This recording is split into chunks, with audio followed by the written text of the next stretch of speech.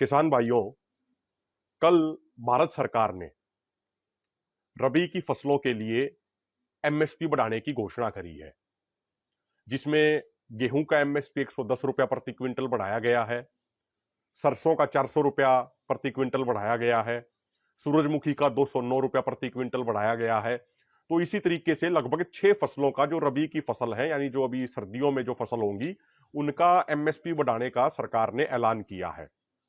और जैसे ही सरकार का ऐलान हुआ तो प्रधानमंत्री जी से लेके और नीचे तक तमाम मंत्रियों ने इसको क्रांतिकारी कदम बताने में कोई देर नहीं की। बाकायदा जो मंत्री हैं, केंद्रीय मंत्री अनुराग ठाकुर, उन्होंने तो कह दिया कि सरकार ने रिकॉर्ड तोड़ दिए हैं। और कृषि मंत्री ने भी कहा, उन्होंने तो आंकड़े गिनवा दिए कि भाई फलानी फसल का हमारे 8 सालों में 47% रेट बढ़ गया, फलानी फसल का 75% बढ़ गया। ऐसे बहुत सारी बातें कही गई। तो असल में इसकी सच्चाई क्या है, किसानों को कितना फायदा होगा ये एमएसपी बढ़ने से, ये समझना बड़ा जरूरी है। और असली मुद्दा क्या है ये भी जानना जरूरी है। पहली बात मैं आपको बता दूं कि ये सरकार ने कोई अलग से कुछ नया काम नहीं किया है एमएसपी बढ़ाने की घोषणा करके। हर साल जब रबी और खरीफ का जब सीजन आता है तो हर साल फसलों का एमएसपी कुछ ना कुछ बढ़ाया जाता है। जैसे पिछली बार गेहूं का जो एमएसपी था वो 40 रुपया बढ़ा था। अब की बार जो गेहूं का एमएसपी है वो 110 रुपया बढ़ा है। और सिर्फ ऐसा नहीं है कि 2014 से नरेंद्र मोदी जी के प्रधानमंत्री बनने के बाद ही ऐसा हो रहा है। उससे पहले जब डॉक्टर मनमोहन सिंह जी प्रधानमंत्री होते थे, या उससे पहले जो प्रधानमंत्री होते थे, उनके समय में भी हर साल खरीफ और रबी की फसल के समय ये बढ़ाया जाता था। तो एक नॉर्मल प्रोसीजर है, इसको कोई क्रांतिकारी ऐसा कोई कदम बता के, जैसे कई न्यूज चैनल्स ने, जो खासकर गोदी मीडिया है, उन्होंने तो कह दिया कि किसानों को मिला दिवाली गिफ्ट, किसानों को बम्पर फायदा होगा, बम्पर मुनाफा होगा। ऐसी ऐसी हेडलाइन बहुत सारे न्यूज चैनलों ने चला दी। तो इसको थोड़ा समझना जरूरी है कि किसानों को कितना फायदा होगा। देखो, सबसे महत्वपूर्ण बात समझने की यह है, जो गेहूं का बढ़ाया गया 110 रुपया क्विंटल, ये लगभग लगभग 5% के आसपास की बढ़ोतरी है एमएसपी के अंदर। वहीं दूसरी तरफ अगर आप देखोगे तो जो इन्फ्लेशन चल रही है, जो महंगाई चल रही है, वो 7.4% की दर से चल रही है। जो नॉर्मल जो महंगाई दर है, इन्फ्लेशन रेट है, यानी जो महंगाई है, अगर इस 5% की बढ़ोतरी को देखा जाए तो इस 5% की बढ़ोतरी से तो जो महंगाई बढ़ने से किसानों का नुकसान हो रहा है उसकी भी पूर्ति नहीं हो पाएगी, क्योंकि वो 7.4% है। मान लीजिए 100 रुपया किसी चीज का है, उसकी लागत बढ़ के हो जाएगी 107 रुपया 40 पैसे, और 100 रुपया से बढ़ के उसकी जो आमदनी होगी, या जो उसकी उससे बेचने से जो आएगा, वो 105 रुपया। यानी अभी भी उसको 2.4% का घाटा रहेगा अगर आप सिंपल उसका इन्फ्लेशन को काउंट कर लोगे।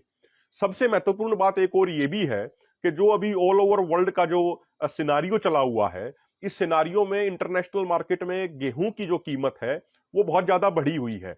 अभी मैं कल परसों मंडी में था, मैंने देखा वहां पे 2400 रुपया प्रति क्विंटल अभी गेहूं बिक रहा है। सीजन जो पुराने वाले मैं गेहूं की बात कर रहा हूं, जैसे अपने गांव में ठेकों में स्टोर कर लेते हैं कुछ गेहूं, तो वो जो गेहूं आके नवंबर दिसंबर में जो बेचते हैं कुछ किसान, उसकी मैं रेट बता रहा हूं कि जो अप्रैल के समय जो फसल हार्वेस्ट करी थी गेहूं की, वो अभी 2400 रुपया प्रति क्विंटल उसका रेट है। और इंटरनेशनल मार्केट में जो गेहूं का रेट है वो अभी लगभग $330 प्रति टन है। $330, आप $1 में 83 रुपए के हिसाब से भी लगाओगे तो लगभग 2739 रुपया प्रति क्विंटल अभी इंटरनेशनल मार्केट में रेट है। यानी जो अमेरिका यूरोप के किसान हैं जिनको भारी भरकम सब्सिडी मिलती है, वहां भी जो रेट है वो 2739 रुपया प्रति क्विंटल है।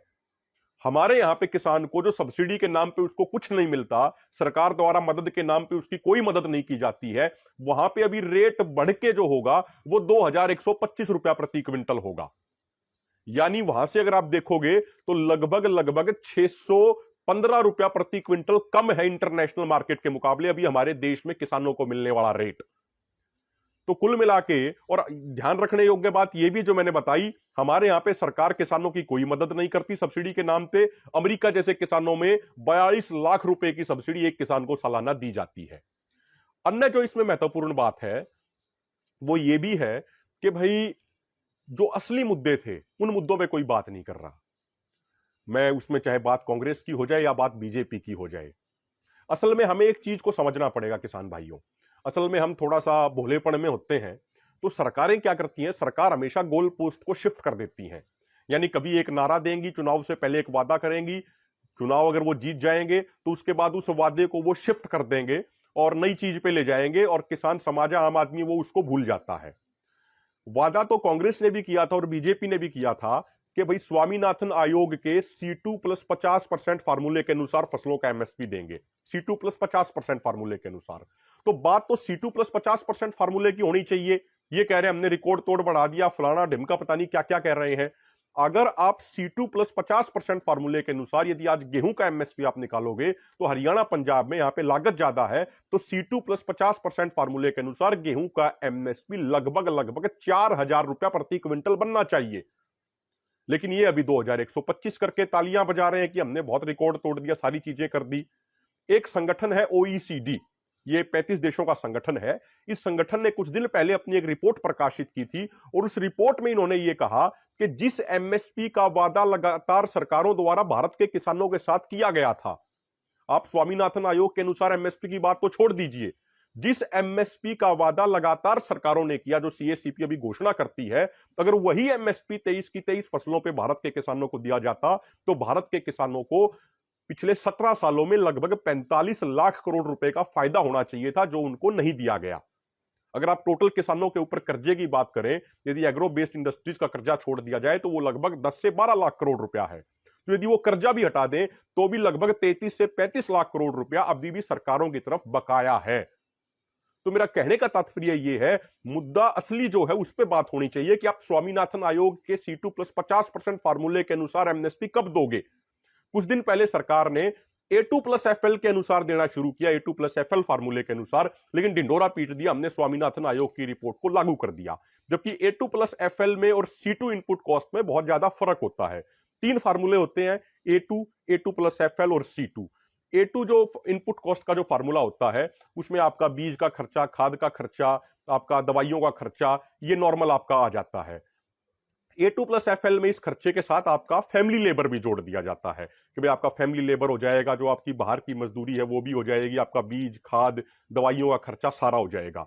जबकि C2 होता है, उसमें बीज का खर्चा, खाद का खर्चा, दवाइयों का खर्चा, आपका फैमिली लेबर, आपका नॉर्मल लेबर, जमीन बेशक आपकी खुद की हो, जो आपका जो ठेके का रेट है, भाई मान लीजिए 50,000 रुपया प्रति एकड़ अगर ठेके का रेट है तो 50,000 रुपया भी इनपुट कॉस्ट में जोड़ा जाएगा, बेशक आपकी जमीन खुद की हो। इसके अलावा जो आपके एग्रीकल्चर इक्विपमेंट है, जैसे ट्रैक्टर है, आपका रोटावेटर है, आपका सुपर सीडर है, आपकी ट्रॉली है, आपका हैरो है, आपका कल्टीवेटर है, एक साल में उसका प्राइस डेप्रिसिएशन कितना होगा, यानी उसकी कीमत कितनी कम होगी। मान लीजिए ट्रैक्टर आपका 6 लाख से घट के 5 लाख पे रह गया, तो जो 1 लाख उसकी प्राइस डेप्रिसिएशन होगी ये भी इनपुट कॉस्ट में जोड़ी जाएगी। ये C2 फार्मूले में आता है और फिर उसमें 50% जोड़ के दिया जाएगा। ये C2 प्लस 50% फार्मूले की बात है।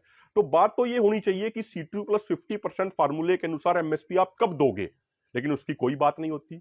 2018 में CACP भी खुद ये रिकमेंड कर चुका है कि किसानों के लिए एमएसपी की गारंटी होनी चाहिए, लेकिन उसका कोई अभी तक अता पता नहीं है। इतने दिनों तक आंदोलन चला, उसकी प्रमुख डिमांड थी कि किसानों के लिए एमएसपी की गारंटी का कानून होना चाहिए, लेकिन उस पर अभी तक कोई बातचीत नहीं है, कोई अता पता नहीं है। एक एमएसपी कमेटी बना दी गई जिसमें सरकार के दरबारी, सरकारी चापलूस तथा कथित किसान नेताओं को ले लिया गया, जो सारों का जिनका कहीं ना कहीं बीजेपी के साथ जुड़ाव रहा है और जो कहीं ना कहीं आंदोलन के विरोध में थे, उन तमाम लोगों को किसान नेताओं के तौर पे एमएसपी की कमेटी में लेके खाना पूर्ति करने का काम किया जा रहा है। अगर इसके अलावा आप एक बात और देखोगे, मैं आपको याद दिलाना चाहूंगा कि 2016 में प्रधानमंत्री जी ने वादा किया था, दावा किया था कि वो 2022 तक किसानों की आय दोगुनी कर देंगे, तो 2022 आ गया, जबकि हकीकत यह है दोगुनी होने की तो बात छोड़ दीजिए, कई राज्यों में तो NSO के आंकड़े के अनुसार किसानों की आमदनी घट गई है। तो क्या कोई बीजेपी से गोदी मीडिया वाले ये सवाल करेंगे कि भाई आपने वादा किया था 2022 तक किसानों की आय दोगुनी करेंगे, तो देश में कितने किसानों की आय दोगुनी कर दी इन्होंने, कितने राज्यों में किसानों की आय दोगुनी कर दी, जरा उसका कुछ डाटा दे दे। उसका कोई अता पता नहीं है। इस सरकार की एक सोच है कि एक झूठ को 100 बार बोलते चलो, और जब वो झूठ पकड़ा जाए, जब उस झूठ के इम्तिहान का समय आ जाए तो फिर नया झूठ बोल दो और उससे बड़ा झूठ बोलो, ताकि जनता उसमें उलझ जाएगी। 2-4 साल बाद उस झूठ के इम्तिहान का टाइम आएगा, फिर उससे भी बड़ा झूठ बोल दो। ऐसे ये झूठ बोलने में ये लगे रहते हैं। इनसे कोई पूछे तो सही कि भाई आय दुगनी किसी किसान की आपने करी या नहीं करी, जबकि आपने लागत जो है आप पेस्टिसाइड दवाइयों की बात कर लीजिए, दोगुने दुगुने एक साल के अंदर उनके रेट दोगुने बढ़ गए। अब डीजल की बात कर लीजिए, 2014 में जब आपकी सरकार आई थी, जब डीजल का क्या रेट था और आज क्या रेट है, जमीन आसमान का फर्क है, लगभग दोगुना प्राइस हो गया। आप जो और इक्विपमेंट आते हैं उनका रेट कितना बढ़ गया, चाहे बात आप रोटावेटर की कर लें, आप सुपर सीडर की कर लें, आप किसी भी चीज की कर लें, उनका रेट कितना बढ़ा, आप इसकी बात कर लीजिए। तो कुल मिला के सरकार का एक एजेंडा है कि झूठ बोलो, वो भी बड़ा बोलो और कॉन्फिडेंस के साथ बोलो, और फिर गोदी मीडिया का एक बड़ा नेटवर्क है, उस झूठ के प्रचार प्रसार में लग जाता है, उसको क्रांतिकारी कदम बता के। जबकि हकीकत यह है, जो ये कल का जो एमएसपी बढ़ोतरी हुई है, ये नाकाफी है। पहली बात तो यह है, स्वामीनाथन के C2 प्लस 50% फार्मूले के अनुसार एमएसपी होना चाहिए। और दूसरी अगर बात भी करें, जब इन्फ्लेशन ही 7.4% बढ़ गया है, जब इंटरनेशनल मार्केट में जब इंटरनेशनल मार्केट में गेहूं की कीमत लगातार बढ़ती जा रही है, इंटरनेशनली गेहूं की डिमांड बहुत ज्यादा है, तो किसानों को ज्यादा फायदा मिलना चाहिए। तो कम से कम इसमें कम से कम इतना तो करते कि भाई 20% 15% की बढ़ोतरी होती, जिससे किसान को लगता कि कुछ बढ़ा है।